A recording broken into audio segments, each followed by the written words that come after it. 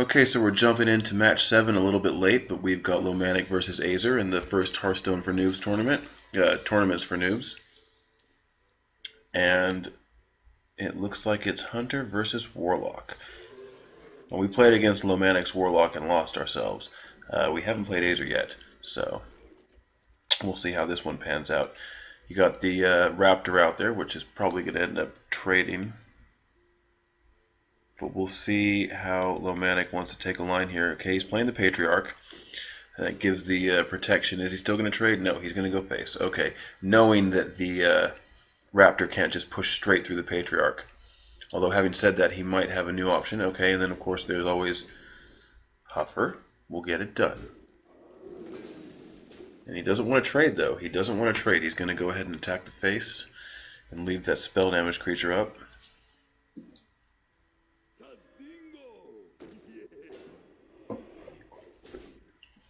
More of the good old standard sort of strategy of playing a taunt, and then that keeps your other creature free to just keep attacking face.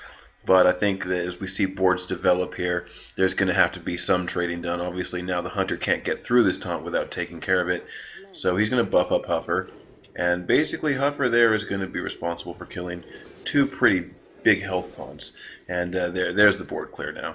So he's going to go ahead and coin out Frostwolf Grunt. And now we see the sort of pace switch a little bit as Azer takes control of the board. And now we're going to see what the Warlock has in store.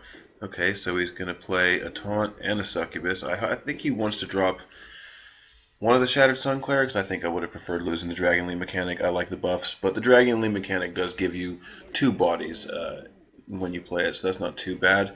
But at least now with Misha out there, he's got the Succubus on the board, and he'll be able to push through on that side at least. And then, yeah, Hunter's Mark, I guess the Patriarch's getting killed here. And I guess he's not going to be able to push through. We lose the Succubus. So Azer stays aggressive and keeps control of the board. The best thing about the Warlock hero power, as it happens, is that he's never really going to run out of cards. He's going to be able to keep pulling cards out of his deck as long as he feels like he's sort of not so far behind on life that he can't afford to keep tapping. But that is the Warlock hero power, and if you're going to play Warlock, I mean, one thing you'll notice when you first start playing is that, you know, the more effective decks for the Warlock are small, cheap minions. This is what they call like a zoo deck, where you get a lot of small minions, especially minions that spawn other minions, and you're able to keep filling the board up, and you never run out of cards because you keep drawing for more cards. Now, obviously, the liability is that every time you use your hero power and tap to draw a card, you're actually going to lose 2 life. And against something like a Hunter, this is a really tough spot to be in because he needs to get the right kind of cards in his hand, but at the same time, the Hunter's hero power, do 2 damage to the enemy hero, totally counters the Warlock's hero power of use your 2 health to draw a card. So every time that you draw a card against the Hunter, and the Hunter uses his hero power, which I really think that he should every time you draw a card in any game, you're going to lose 4 life as the Warlock. And as the Hunter, like, that's what you want to do. If you take 4 life off somebody every turn, they're going to be dead in 8 turns, Less, probably. I mean, 8 turns, it'd be by the 9th turn if you were able to do it every time. If he tapped every time and you shot every time, you wouldn't have to do any more damage. You just have to control the board. So I think at a certain point here, the Warlock is going to have to stop tapping and start trying to find a new way. I mean, he just needs more cards, and he's in bad shape. See that multi-shot, and then Senji's going to be able to clear this off. Oh, looks like he's going to go face. With 2 taunts up, I mean, now the Chillwind Yeti is forced to trade with Senji. And this is really, really harsh because he wants to be able to use this card right here, and he needs there to be a demon on the board. And when he plays the demon, he's 50-50, and he actually loses the card that would have given him some health back. It's kind of harsh. So unlucky for Lomanic losing that. I think he would have preferred to keep Sacrificial Pact there and maybe been able to kill something with this, and then when it's low on health, actually use Sacrificial Pact to restore the health. I think this is pretty much the game now. I mean, he pulls a taunt out. He's going to be able to kill the Goldshire Footman, but with the Hunter's hero power, this is pretty much in the books.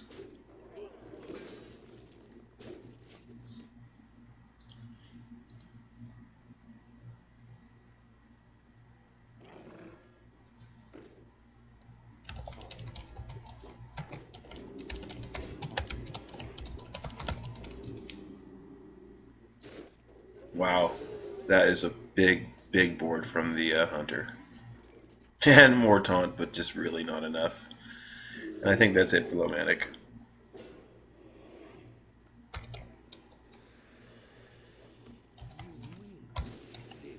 And that's it. We're going to see Lomanic throw it in, and we're going to move on to the next game.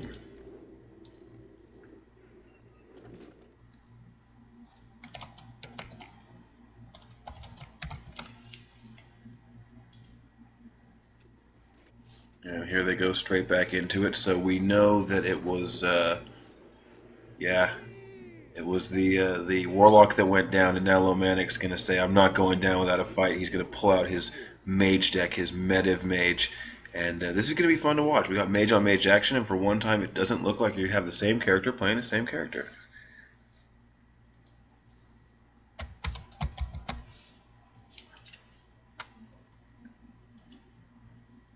Now, what does he want to keep here?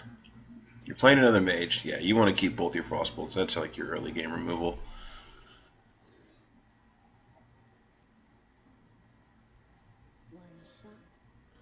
Okay, so we see the Elven Archer.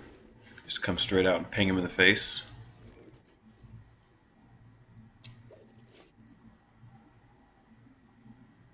It's an okay draw for Azer. He's definitely going to play that card now. You see the Frostwolf Grunt come out. This is a really, really, really basic card. It's almost so basic it's amazing that these guys are using them. I'm not entirely sure of the value of a Frostwolf Grunt in the game because it's just so easy to remove. I mean, it'll stop you getting hit once. Luckily, he got Lomanic to use a Frostbolt on it, and I think that that's actually pretty good value for the Frostwolf Grunt because even though they cost the same amount, the Frostbolt has way more value, I think, intrinsically, especially when you have minions that can buff spell damage, for example. So I think he's happy to see the Frostwolf go down to the actual Frostbolt there.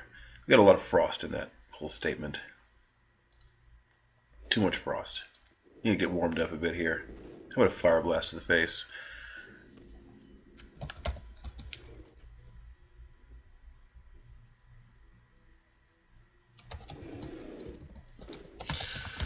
So he plays the Chillwind Yeti. This card really should be the MVP of the basic set, and it's funny because this is one of the few cards, especially before Goblins versus Gnomes, where they had the Mechanical Yeti come in, that people were just still putting this card in decks, and this card still is so strong that it's one of those cards that's basically undeniably good and probably will always be good until cards come out that absolutely eclipse its value. And I think that Blizzard does a pretty good job of keeping the cards balanced in a way that as their different functions and their different costs are going to make sure that cards like the Yeti are always useful. But if you're playing like the Arena, for example, and you get offered 3 common cards and the Yeti's one of them, it's normally highly likely that you're going to choose the Yeti. It's that good.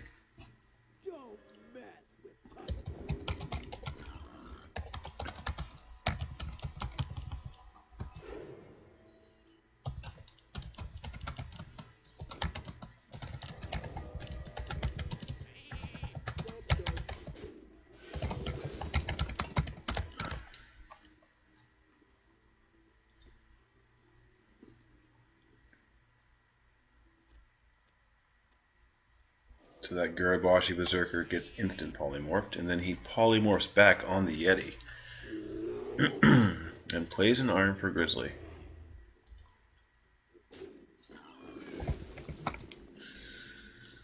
Okay. So how does he want to approach this? He's got 7 mana. We get the Ogre Magi out on the board, yep, and I think he's gonna, the correct play here is to ping it, yep, and then keep the sheep alive so we can do some actual real damage with the sheep. And that kind of forces the other mage to take care of the sheep at some point, because you don't want to just leave random little bodies on the board. And he actually has enough mana to play the Archmage and then just ping off the sheep. So we see board control kind of switching back and forth like almost on every play right now. But as we get deeper into the game with bigger and bigger minions, you're going to see one player solidify a lot more. And currently Lomanic has the cards in his hand. Azer down to 3 cards, it's going to be a little bit harder for him to actually, pull out this kind of consistency where now you see the 2 Senjis, and he's going to be able to start punching away with that Ogre Magi.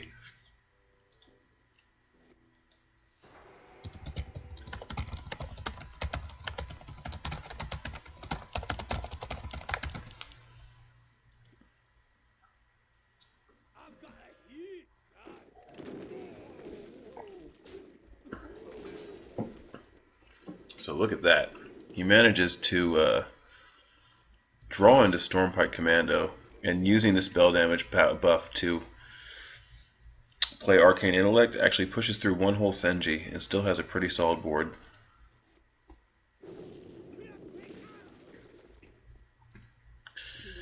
And that's a Flame Strike. So we're going to see that card played? I think so. No, he doesn't play it. Okay. So Lomanic is holding back and keeping those cards in his hand. And Azer's going to have a pretty big turn here, dropping the Lord of the Arena and a Water Elemental. It's pretty solid. How is Lomanic going to handle it?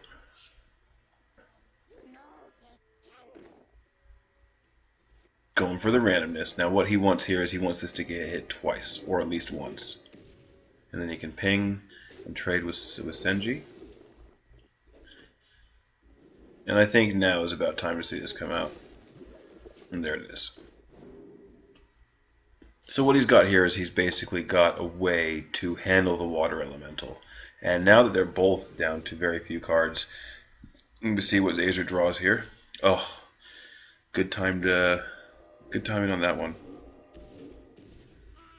Manages to clear 1 minion. It's the smaller of the 2, or the least attack, and he's going to go ahead and taunt up and make sure that he can kill it on the next turn. Swing in with that Water Elemental. Now that's just a top deck of champs. And here's Lomanic with the Flame Strike, pushing for a little damage with the Ooze. It'll get pinged off. Azer's always going to have enough mana here to ping it off and play whatever he wants to play. I was going to say I don't think you should play that card there.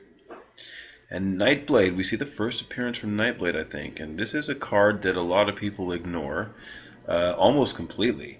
And if you look at the stats, you got 4/4 with spell damage plus 1 here for 4 mana. 4/4 for 5 mana, but it deals 3 damage to the enemy hero. That, these days, is not like a really great power, even if you've got an aggro deck, because the cost is pretty high. But in games like this, where you're actually getting towards the end of your decks, you're playing with very similar decks, and this is a card that could change it for you, because you're now dealing that little bit of extra damage. And I think we might have seen this in one of the Hunter games. This definitely kind of is a card that would go in a Hunter deck. We're seeing it with the Mage right here. And I think, yep, that's it. There's the win from Lomanic. Double Fireball. He's so patient. He keeps his little double Fireball. Just as long as he's got it, he's going to get you. Bam.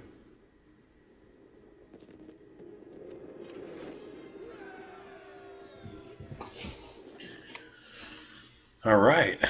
1-0 there. Wait, was that 1-0? Or is that 1-1?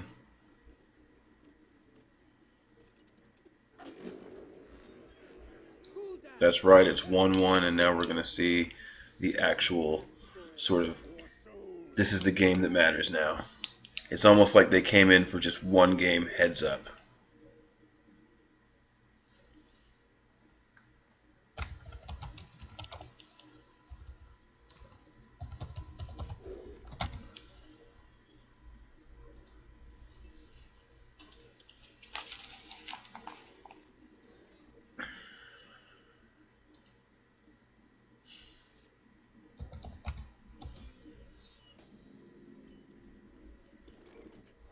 Okay, so I think he's just going to come straight out with the Voidwalker here, yep.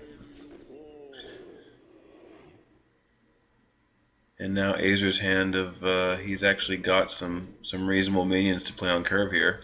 And that's a great answer for the Voidwalker, because it trades with the Voidwalker, it kills the Voidwalker, and it actually stays alive.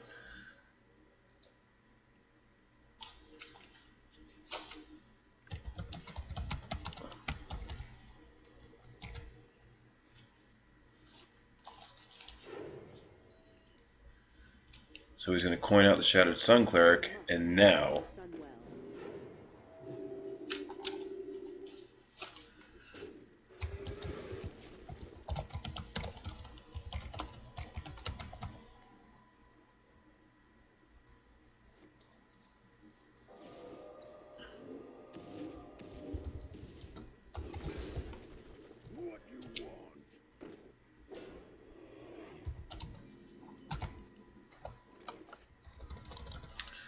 Alright, sorry, I'm getting kind of distracted by the chat box over here, so sorry about that. Anybody who's watching the video, a little bit of quiet time while the game's going on. We'll get back to this. So what do we got here? We got 3 mana. He's going to go ahead and trade that, so I think that the move here is to tap.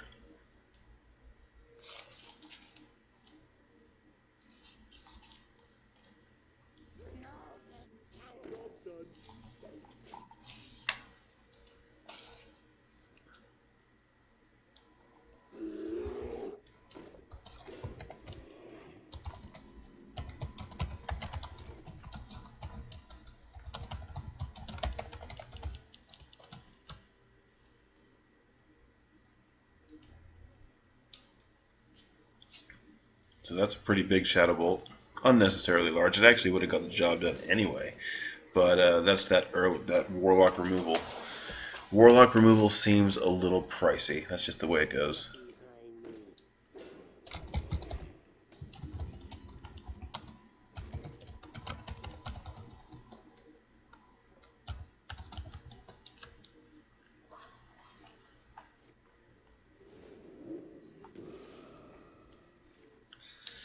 So we see Corruption onto the Booty Bay Bodyguard. This is one of those cards when I first started playing the game. I thought this card was amazing when I first started playing Hearthstone. All I wanted was to put this in my deck and draw into it. And you'll notice that my basic decks don't have this card in it. In fact, I noticed these guys all chose like a little bit of taunt. I think my standby was just to take Senji's and kind of go from there. I know the mage has actual mirror image, which gives you a little bit more taunt. I think that made my mage deck basically have 6 different taunt minions, but where they're 0-2, you're not getting like a great amount of value from them. They're really just a stall. Whereas at least when you play taunts like Booty Bay and Senji Shieldmaster and stuff like that, they're going to get some trades normally. Okay, and he gets the Arcane Explosion to tidy up the board a little bit. Plays Gurubashi, and that's pretty solid. That's a pretty solid turn. The answer here, I think I see it. And I think what he has to do is he's going to have to draw into something that's going to be able to remove this Gurubashi Berserker. And if not, he's going to have to keep taunting and keep pounding away.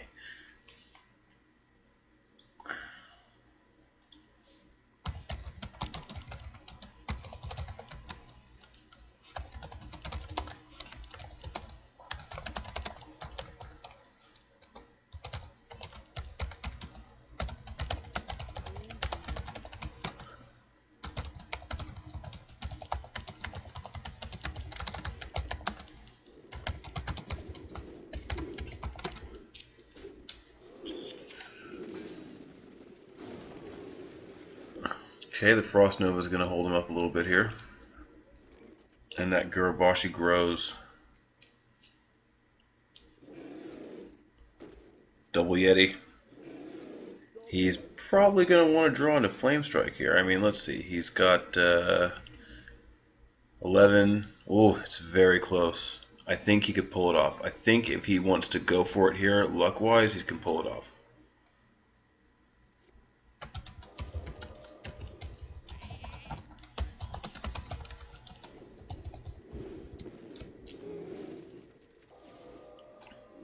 Now that's definitely the safe way to have played it, but considering that oh, look at that big hit. See, he could have pinged the Gurubashi, got it up to 11 attack, hit for 11, threw the fireball at him, which basically takes 17 health, and then play the gay missiles and hope one of them finds its way to the Warlock's face. That would have been the super YOLO way. At least this way he kind of still had some board control, like they had forced everything to be traded in, and now really puts Lomanic in a tough spot. But Here, wait, what's going on here? Does he know how this card works? You can do it that way.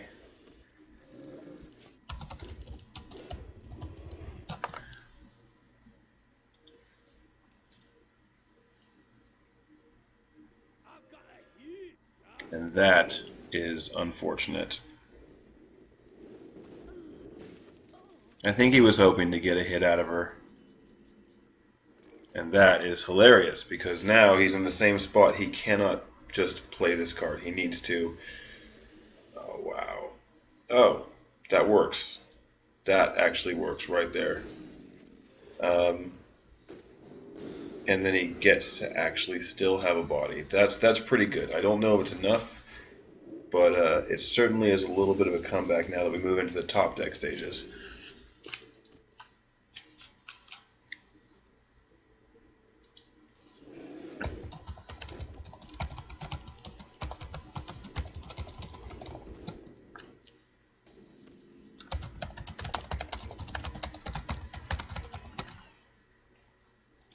Okay, so he's going to be able to buffer up, and he honestly he can't afford to let the Yeti live, so he's going to just have to trade there and hope to find.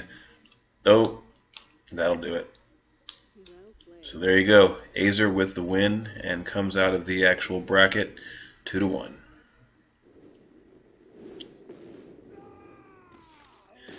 Good game, boys, and unlucky Lomanic. I think you just lost the top deck war. To be fair, he was a little bit low on life. See you guys in the next one.